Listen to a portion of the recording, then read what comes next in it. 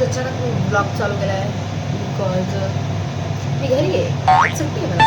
So आता 12:30 वाजलेत आणि जरा कामाला लावलं आहे आपल्याला. सो आपण पहिले ते काम करून घेऊया आणि त्याच्यानंतर मग काहीतरी बनवायचं आहे नवीन काहीतरी. सो मग त्यासाठी आपल्याला सामान आणायला जावं लागेल, तिकडेच पण जाऊया. पण आधी पोळ्या बनवून घेऊया.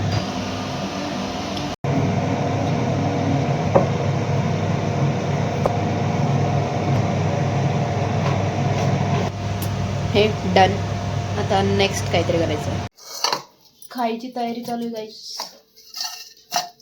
हे आंबे नाही बरं का, हे आंबे नाही, ये आपलं पेरू आहे. मला वाटेल कैरी आहे. कैरी नाही, सगळं पोळ्या वगैरे झालेलं आहेत. आता सगळं जेवायची तयारी चालू आहे. पेरू बघा, पेरू बघा केवढा मोठा पेरू आहे बाईचा. आणि हळद थोडासा मसाला लावलेला आहे, त्यामुळे छान लागतात ते. हो छान लागतात. आता हे खाऊ आणि मग ते दुसरं बनवायला चालू करू.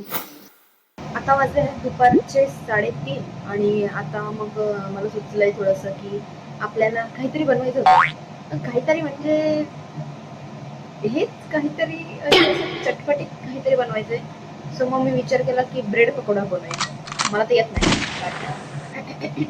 आपल्याकडे यूट्यूब कशासाठी, सो आपण यूट्यूबचा वापर करून आपण ते बनवणार आहोत. पण त्यासाठी जे साहित्य लागणार आहे, लाईक बटाटे लागतील आणि ब्रेड लागतील.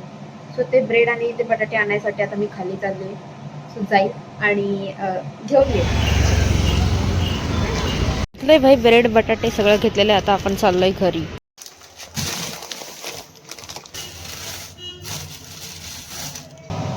आता हे जे बटाटे आणलेत आपल्याला ते उकडायला टाकायचे, तेवढंच माहिती मला स्टेप. सो मग हे पटकन आता उकडायला टाकू आणि तोपर्यंत मग ह्याला असं 2 पार्ट करायचे त्याचे. सो ते पण करूया आणि मग कांदा वगैरे कापून घेऊया बिकॉज भाजी करायची आहे बटाट्याची. आणि मग ते त्याला असं लावायचं मस्तपैकी आणि मग तळायचं असतं. ए पण बेसनाचं पीठ पण लागतं ना, बेसनाचं पीठ आहे का? जाऊ द्या, नंतर ती मम्मी बघून घेईल. पहिले मी हे मला जेवढं येत आहे तेवढं सगळं करून टाकू. याला असं नीट धुवून घ्यायचं. मी ऑलरेडी धुतलेत आणि हे याला ह्याच्यात थोडंसं पाणी टाकून याला शिजवायला ठेवून द्यायचं आहे. फक्त 4 बटाटे घेतले आणि मी एवढा मोठा कांदा घेतला होता. कोणत्या हिशोबाने मी एवढा मोठा कांदा घेतला होता काय माहिती. But it's okay. भाई वाज लवकर वाज. हा आणि मी सेम झालेली मॅचिंग. याचे 2 भाग करायचे ना आता. या असे 2 भाग करायचे. हे शिजलेले आहेत already, like you can see that. आपण आता याला करूया. ह्याचे कपडे काढायची आता वेळ आलेली गाईस. सो याला नीट सोलून घेऊया आणि मग ते स्मॅश करून इथे कढई ठेवून त्याच्यावर मस्तपैकी भाजी बनवायची त्याची. आणि मग ती भाजी आपण याला लावायची आहे. मग अशी माहिती काय करावं ते. मी गेली तिकडे आणि तिकडे गेली पण माझ्याकडे कॅश नव्हती आणि जीपेच होता फक्त. आणि तिथे गेली, मी त्यांना बोलली की असं असं पाहिजे मला, बटाटे वगैरे पाहिजे. आणि तिथं एवढा ढळढळीत नो कॅश असं लिहिलेलं, sorry no GPay only cash असं लिहिलेलं असताना सुद्धा मी तिकडे जाऊन त्यांना बोलते स्कॅनर दाखवा ना दादा. मग त्यांनी असं केलं मला, म्हणजे तिथे बोर्ड होता आणि असं केलं. म्हणजे ओ सॉरी मी बघितलंच नाही. मग मी हे सगळं परत ठेवलं आणि मग दुसऱ्या लोकांना भाई डोळे फुटलेले असतात. ठीक आहे, कारण की माझं असं डोक्यात होतं की हां सगळ्यांकडेच स्कॅनर असतं ना आजकाल, कोण कॅश घेऊन फिरतं. सो मग मी ते डोक्यात ठेवून गेली होती आणि ब्लॉग पण नाही. तो बोर्ड एवढा ठळठळीत होता तरी. 2000 years later. आत्ता आठवलेलं आहे गाईज आपल्याला ब्लॉग करायचं. भाजी बनते बिकॉज आपल्याला कुठे गेलं का ते ह्याच्यामध्ये टाकायचं आहे ते भाजी. मम्मी बनवते आणि तिकडे चहा बनतोय. चहा भाजी कोथिंबीर टाकून एकदम स्वाद आला असेल कोथिंबीरीचा. पण्याचं तुला असं वाजवत आहे काय? नाही ना, वाजव नाही. नाही ना. वाजव, ट्राय तर कर. नाही. Try but don't cry. वाजव. कसं वाजवलं? परत वाजव. ते बघा एवढंच की. आता ही भाजी याच्यात टाकायची आहे. मम्मी चमचा जरा प्रोफेशनल वाटत. मी असं बोलत होते की हे 2 भाग करून त्याच्यामध्ये भाजी भरण्यापेक्षा डायरेक्ट हा घ्या,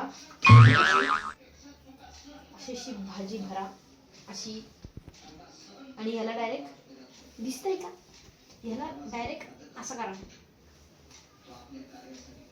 कशाला एवढी झंझटमारी करत बसायचं, कापा आणि हे त्या. तसं पण आता हा असं बंद झालाय. याच्यात आणि ह्याच्यात काय फरक वाटतंय? सॉरी, उलट झालं का हे? हां, उलट झालं. ह्याच्यात आणि ह्याच्यात कायच फरक पडणार आहे. सो मग हे बेस्ट आहे. हे जर तुम्हाला फास्ट करायचं असेल तर हे करा.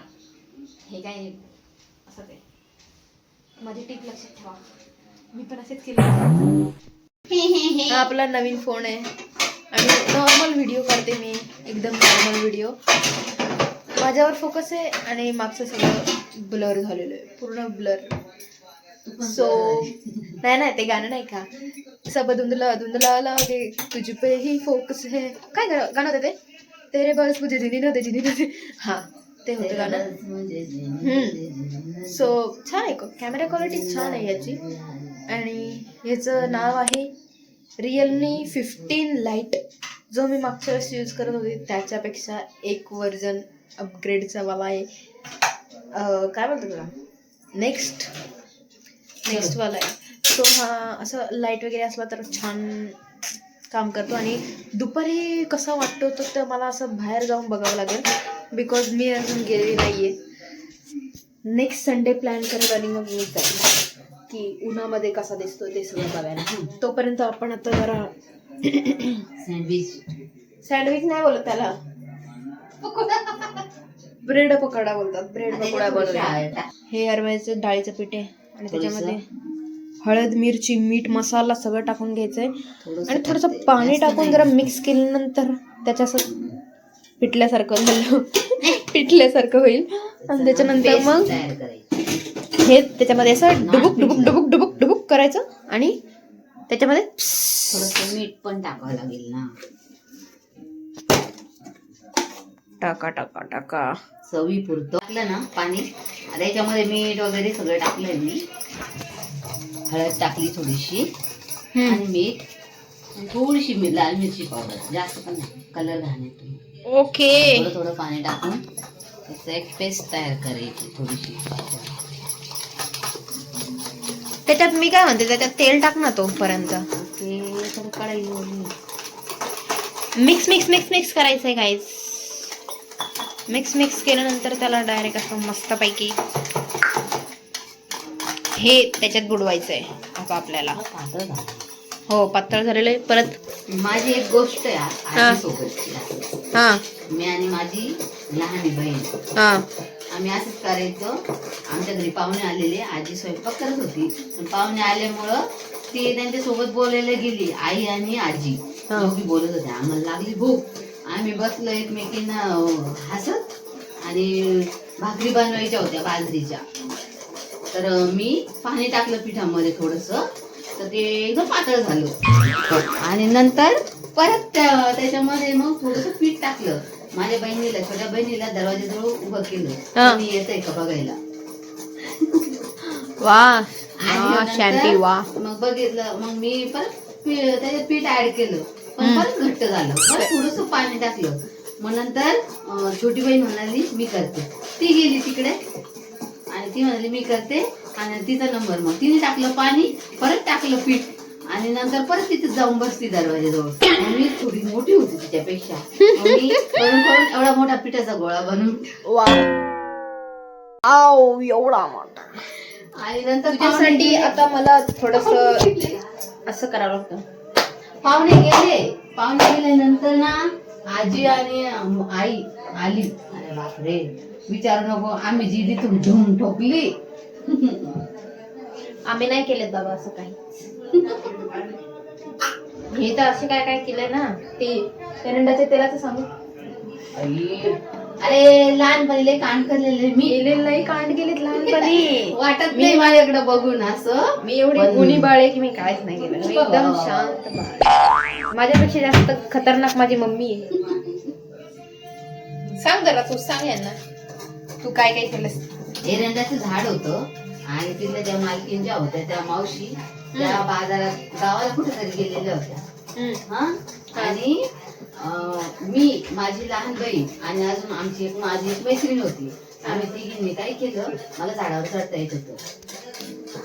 झाडावर चढली, त्या एरंड्या काढल्या आणि तिथं खाऊन बघितल्या तर त्या एकदम शेंगदाण्यासारख्या लागल्या. एरंडाचे बिया आणि शेंगदाणे किती फरक आहे. पण त्याच्यामुळे मी तेच खाल्ली आणि माझी आई बाजारात गेलेली होती तेव्हा, त्याच्यामुळं मग आम्हाला अडवणार कोणीच नव्हतं. त्याच्यामुळे आम्ही चढली मी झाडावर, काढायची, खायची आणि खाली त्यांना पण दोघींना पण द्यायची. आणि एका मैत्रिणीने साखर आणली, त्याच्यासोबत साखर पण खात होतो. एवढं खाल्लं, मला जास्त प्रमाण झालं माझं खाण्याचं. आणि मग घरी गेलो आणि घरी थोड्या वेळाने आई आली बाजारातून आणि तिने टमाटे आणलेले होते. एक टमाटा खाल्लं मी, तर ज्या उलट्या चालू झाल्या मला आणि माझ्या लहान बहिणीला आणि जी मैत्रीण होती ना तिला सुद्धा. आम्ही तिघींनी पण एवढं हैराण झालो, आम्हाला शेवटी दवाखान्यात न्यावं लागलं.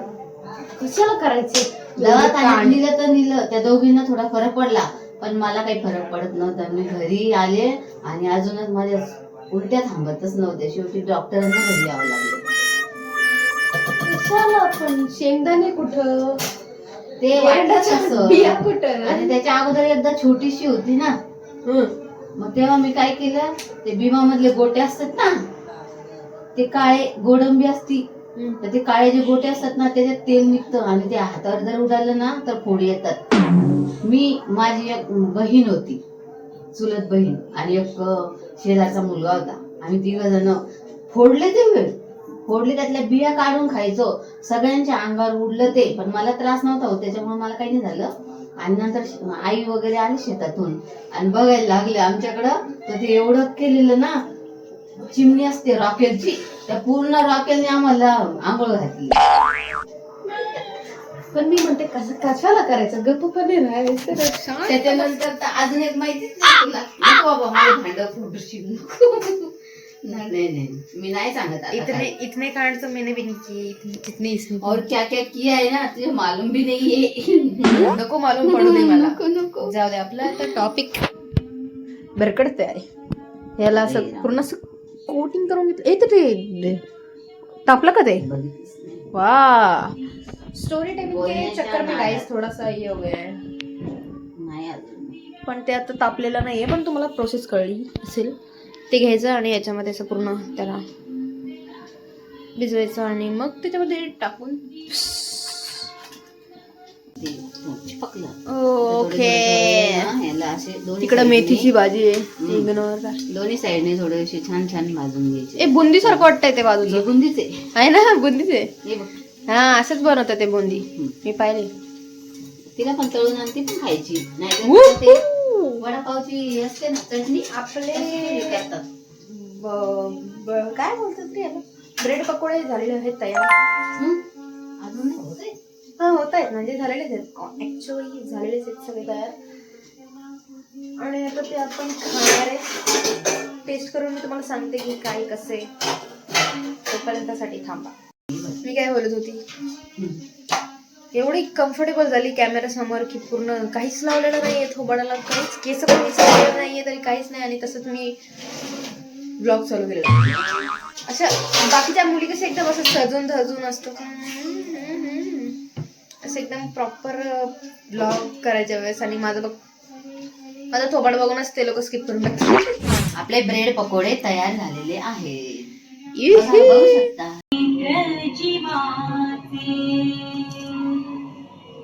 दुरितांचे तिमिर विश्वस्व आपलं हे टेस्टिंगवाला सीन झालेला आहे. सो आता मी मस्तपैकी खाते आणि झोपून राहते बिकॉज ऑलरेडी लेट झालेलं आहे, पूर्ण अंधार झालेला आहे. सकाळपासून बनवते, हळूहळू हळूहळू चालू होती प्रोसेस. मध्ये मम्मीचं काम आलं, मध्येच माझं पण काम आलं. मग सो मी थोडंसं डिले केलं. म्हणलं की रात्रीचं जेवण स्किप करून आपण डायरेक्ट हेच करायचं. सो मग तुम्हाला व्लॉग आवडला असेल तर नक्की चॅनलला सबस्क्राईब करून जा बिकॉज लवकरच एक नेक्स्ट व्लॉग येणार आहे. बट हां, मला तुम्ही मुंबईमधल्या अशा काही जागा सांगा जिथे मी गेलेली नाही आहे, जे जवळ असेल थोडंसं आणि जिथे छान आहे फिरायला, अशावाल्या जागा मला नक्की सांगा. सो दॅट मी पुढच्या संडेला नक्की जाईल आणि नक्की तिथे सुद्धा जाऊन व्लॉग्स बनवेल. सो आजचा व्लॉग तर एवढाच होता. जर तुम्हाला आवडला असेल तर नक्की लाईक करा, शेअर करा, कमेंट करा आणि नक्की चॅनलला आपल्या सबस्क्राईब करून ठेवा. आणि नक्की जाता जाता हे सुद्धा सांगा की या ब्रेड पकोड्याची रेसिपी नक्की आवडली आहे की नाही.